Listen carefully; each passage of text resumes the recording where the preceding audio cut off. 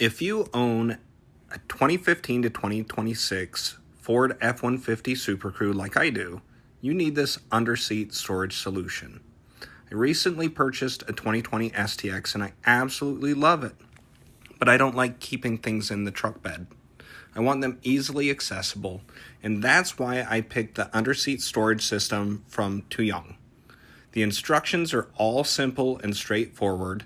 Assembly is easy, and it takes less than 10 minutes from assembly to install. Everything fits seamlessly under my seat, and the best thing is that nothing can slide under them. Nothing rattles around, everything has a spot and is accessible by just lifting up my seats. In this video, I will show you what you get, how easy it is to assemble, and the quick installation process that results in having more storage in your truck.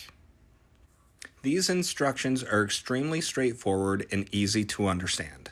It only took me one time reading them and then a couple of quick glances to make sure I had everything assembled and installed correctly. Anyways, that's enough talking. Let's get into the assembly and installation.